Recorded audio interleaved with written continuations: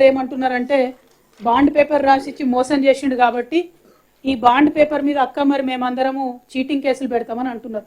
ఇక రేపటి నుంచో ఎల్లుండి నుంచో పసుపు రైతులు ఎక్కడుంటే అక్కడ ఖచ్చితంగా ఆయన మీద చీటింగ్ కేసులు పెట్టడం కూడా జరుగుతుందని ఈ సందర్భంగా మీ అందరికి తెలియజేస్తాం.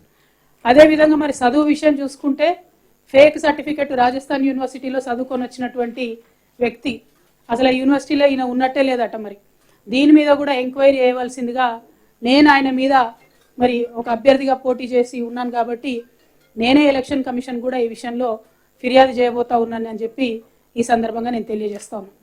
ఎందుకు ఈ మాటలు చెప్తా ఉన్నా అంటే ప్రజా జీవితంలో ఉన్నప్పుడు నీతి నిజాయితీ ఒక పద్ధతి ప్రజలకు అంతో ఇంతో సేవ చేయాలనేటటువంటి ఒక ఆసక్తి ఉండాలి. కానీ అవన్నీ పక్కన పెట్టి నిన్న ఆయన ప్రెస్ మీట్ పెట్టిండు నిజామాబాద్లో. పెట్టి ఏం చేస్తారు, కేసీఆర్ గారిని అనరాని మాటలు అంటున్నాడు. ఎన్ని రకాల మాటలు అనాలో అని అన్నాడు.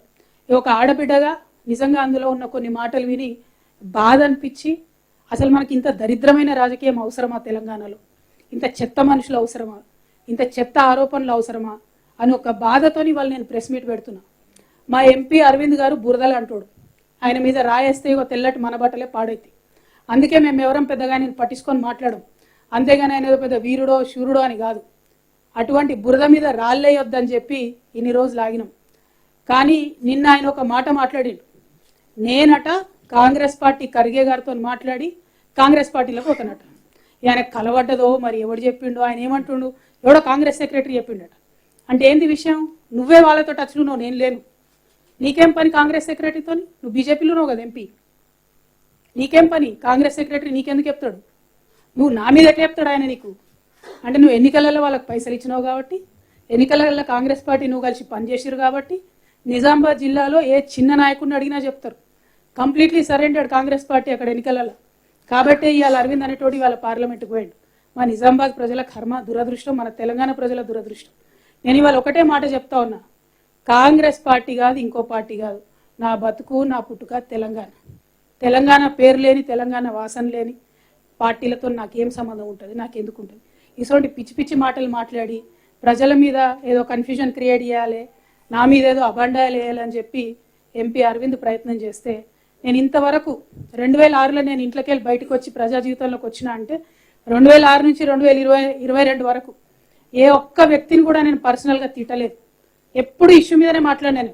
చాలాసార్లు విలేకరులు మిత్రులు అడుగుతారు, కొద్దిగా టెంప్టింగ్ అక్క ఇట్లా మాట్లాడు అట్లా మాట్లాడాలి. నేను ఒకటే చెప్పిన, ఇష్యూ మీద మాట్లాడతా బ్రదర్, నేను వ్యక్తుల మీద మాట్లాడాలి. కానీ వాళ్ళ వ్యక్తి మీద వ్యక్తిగతంగా చెప్తున్నా నేను. అరవింద్ గుర్తుపెట్టుకో, ఇంకోసారి నా గురించి పిచ్చి పిచ్చిగా మాట్లాడితే నిజామాబాద్ చౌరస్తాలో చెప్పుతో కొడతా, మామూలు కూడా కాదు. తమాషాలు అవుతున్నాయా చూస్తూ ఊరుకుంటుంటే? భాష లేదు, పద్ధతి లేదు, మాట లేదు, మంతి లేదు, కేసీఆర్ గారు గౌరవం లేదు, ఇంకోరు లేదు. ఏం చేసినావు? నీ కాంట్రిబ్యూషన్ ఏముంది తెలంగాణకి? ఎందుకోసం మాట్లాడుతున్నావు ఇట్లా? ఎవరి మీద పడితే వాళ్ళ మీద ఎంత పడితే అంత మాట మాట్లాడితే చూస్తూ ఊరుకుంటావు అనుకుంటున్నావా? బిడ్డ చెప్తున్నా, ఎక్కడికి పోతావో ఎన్నికలలో పో, ఎంటబడి ఓడిస్తా నిన్ను. అదేవిధంగా ఇట్లా మాట్లాడినావు అనుకో, మామూలుగా దన్నం పట్టుకొని తంతం బిడ్డ, ఎక్కడికి పోతా అక్కడ. తమాషాలు అవుతున్నాయి చూస్తూ ఊరుకుంటుంటే. రాజకీయం చేయి, ఇట్లా పిచ్చేషాలు వేయకు. ఇంకొకసారి మాటలు రావనుకోకు. వచ్చు, మర్యాద ఉండాలి పాలిటిక్స్లో, దిగజారొద్దు. ఒక ఆడబిడ్డతో ఇవాళ ఇంత మాట అనిపించుకున్నావు అంటే ఈ రాష్ట్రంలో రాజకీయాలను భ్రష్టు పట్టిస్తున్నావు అని అర్థమైంది కాబట్టి నేను చెప్పడానికి వచ్చిన. ఇంకొకసారి ఈ వ్యక్తి మీద నేను మాట్లాడాను జీవితంలో, కానీ ఈ వ్యక్తి రాజకీయంగా ఎక్కడ పోటీ చేసినా అక్కడ పోయి మరీ ఓడిస్తా. ఎక్కడైనా పిచ్చి పిచ్చి వేషాలు మాట్లాడితే మాత్రం మెత్తగా దంతం వెంటబడి ఓడిస్తాం చెప్తున్నా. ఎందుకంటే ఒకటే చెప్తారు తెలంగాణలో, కుక్క కాటుకు చెప్పు దెబ్బ మామూలు విషయం అర్థం కాదు కుక్కకు. కాబట్టి అలా చెప్తున్నా, ఇంకొకసారి నా మీద నేను పార్టీ మారుతా అని ఇదని అదని అడ్డమైన కూతలు కూస్తే చెప్పు తీసుకొని నిజామాబాద్ చౌరస్తాలో కొడతా బిడ్డ. ఏమనుకుంటున్నావు? అన్పార్లమెంటరీ అనుకోండి, ఇంకోండి. 16 సంవత్సరాలు ప్రజా జీవితంలో చాలా ఓపికతో పేషెన్స్తో ఉన్నటువంటి నన్ను ఇవాళ ఇంత మాట నా చేత అనిపించిందంటే వాడు ఎంత చీప్ ఫెలోనో మీ అందరూ ఆలోచన చేసుకోండి. తెలంగాణ ప్రజలకు నేను క్షమాపణ చెప్తున్నా ఇట్లా మాట్లాడుతున్నందుకు. కానీ తప్పక ఆవేదనతోని, బాధతోని, ఒక ఆడబిడ్డనైనా రాజకీయాల్లో డిగ్నిఫైడ్గా ఉండాలి. నన్ను చూసి 10 మంది ఆడపిల్లలు రాజకీయాల్లోకి రావాలనుకున్నా, కానీ ఎవరు కూడా వెనక్కి పోవద్దు అనుకున్నా నేను. కానీ వాళ్ళు ఇట్లా మాట్లాడాల్సి వచ్చినందుకు బాధతో మాట్లాడుతున్నా. ఇవాళ ఇంకో విషయం కూడా నేను చెప్తున్నా, అడగండి ఖర్గే గారిని, ఇంతమంది ప్రెస్ మిత్రులు ఉన్నారు కదా, నేను ఫోన్ చేసిందేమో అడగండి ఖర్గే గారిని. ఖర్గే గారు మాకు పార్లమెంట్లో తెలుసు, మా లాంటి ఫస్ట్ టైం పార్లమెంట్ మెంబర్లందరినీ కూడా దగ్గరికి కూడేసుకొని మాట్లాడి ఆయన అనేక విషయాలు చెప్పేటోడు. ఫ్రెండ్షిప్ ఉంది, అందరితో ఉంటుంది, 100 మందితో ఉంటుంది. నీలాగా పిచ్చోళ్ళతోని వారు మాట్లాడరు, మంచోళ్ళతోని పాలిటిక్స్లో పొలైట్గా ఉండేటోళ్ళతో అందరు మాట్లాడతారు. ఇంకొకసారి మాత్రం లైన్ దాటితే ఊరుకోము, కొట్టి సంపుతామని కూడా ఈ సందర్భంగా చెప్తా ఉన్నా. అదేవిధంగా ఇంకా అనేక అంశాల మీద మాట్లాడిను. పసుపు బోర్డు అంటాడు, నేను ఇవాళ ఒక మాట అడుగుతా ఉన్నా. పసుపు బోర్డు ఇస్తా అని బాండ్ పేపర్ రాసిచ్చు, పసుపు బోర్డు రాకపోయా, అది అబద్ధమా కాదు? ఇవాళ నువ్వు చేయాల్సింది రాజకీయాల్లో ఉన్నటువంటి వాడి పసుపు రైతుల కాళ్ళు పట్టుకొని క్షమాపణ కోరి తిరగాలే తప్పితే సిగ్గు లేకుండా బోర్డు కన్నా ఇంకోటి తెచ్చినా అంటున్నాం. మా నిజామాబాద్లో ఒక రైతు ఉంటాడు మనోహర్ రెడ్డి గారు అని, 25 ఏళ్ళ ఆయన చెప్పులేసుకోక. నేను పసుపు బోర్డు టాపిక్ తీసుకున్నదే ఆయనను చూసి ఇన్స్పైర్ అయినా. నేను పసుపు బోర్డు రావడానికి నేను చెప్పులేసుకోకుండా తిరుగుతా అని చెప్తే ఆయనను చూసి ఇన్స్పైర్ అయ్యి పసుపు బోర్డు కోసం ప్రయత్నం చేస్తా అని చెప్పి నా ప్రయత్నాలు మొదలుపెట్టినా. కానీ ఈయన ఎందుకోసం మొదలుపెట్టిండో తెలియదు. పాప మా మనోహర్ రెడ్డి అదే జాగరణ మంచో బిగరణ మంచో మొత్తం అది బీజేపీ ఆర్గనైజేషనే, కానీ అక్కడ కూడా ఆయనకి ఏమాత్రం గౌరవం దొక్కలేదు. నేను ఇవాళ కోరేది ఒకటే, మనోహర్ రెడ్డి లాంటి రైతుల కాళ్ళు పట్టుకొని క్షమాపణ అడిగి నువ్వు తిరుగు. రాజకీయాల్లో ఉంటే నీతి నిజాయితీ కొంతను మర్యాద ఉండాలి, కనీసం ఆ ఇంగిత జ్ఞానం ఉండాలి. ఆ విషయం మీద ఆలోచన చేయవలసిందిగా నేను ప్రజలందరూ కూడా కోరుతూ, ఇంత నీచమైనటువంటి వ్యక్తి మీద ఆయన కోసం దిగొచ్చి ప్రెస్ మీట్ పెట్టాల్సి వచ్చినందుకు, ప్రెస్ మిత్రుల సమయం కూడా వృధా చేసినందుకు మీకు కూడా నేను క్షమాపణ చెప్తున్నా. కాకపోతే తప్పనిసరి పరిస్థితుల్లో చెప్తున్నా, ఇంకొక మాట ప్రెస్ అనేది ఈ వ్యక్తి మీద నేను పెట్టను. కానీ పొలిటికల్గా ఎక్కడ పోయినా వెంటాడి ఓడిస్తాను మాత్రం ఈ సందర్భంగా తెలియజేస్తూ, మళ్ళొకసారి ఇక్కడికి వచ్చిన బీజేపీ మిత్రులందరూ కూడా మనస్ఫూర్తిగా ధన్యవాదాలు తెలియజేస్తాం.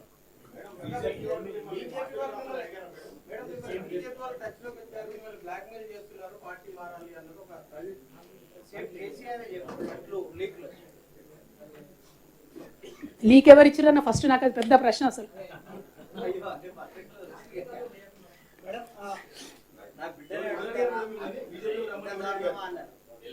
See, I'll tell you something.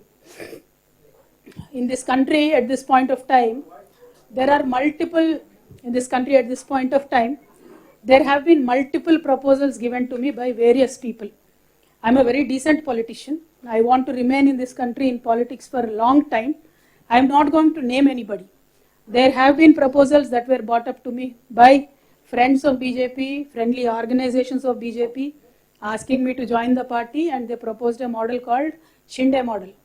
I said, Telangana people do not cheat people of Telangana. Telangana people do not betray their own parties and their own leaders. We will become leaders on our own strength, not by backdoor. We have rejected their proposal very politely. Now, what will they do after that is a different story. We are in politics, we are in public life, we are always among the people, we will face it. We are seeing a trend where the opposition leaders have been harassed by ED, like Hemant Sorenji yesterday, he himself said, I am a chief minister, I have asked for 1 week deferment of my ED questioning, but ED refused to even give me an extension. He in fact said, I am in a constitutional post, where will I run away? So this is a very unfortunate trend that we are seeing in this country. All I am trying to tell you is, there will be multiple proposals in politics. Some are accepted, some are rejected. The proposals that were brought to me, I have categorically rejected them, because my heart always is in a party where my leader is, and I have only one and only leader in this entire life, and he will remain to be the one. That is Honorable KCR Garu. My life, my entire political career is with him and only with him. That I've categorically told to the people whoever came, and they went back. Well, what will they do after that is irrelevant.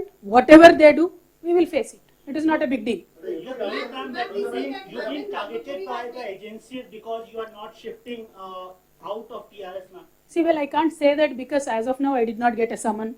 Officially I am not summoned, or officially there is nothing on me. But unfortunate situation in this country is, unofficially there is a leak every day. Unofficially there is a scam every day.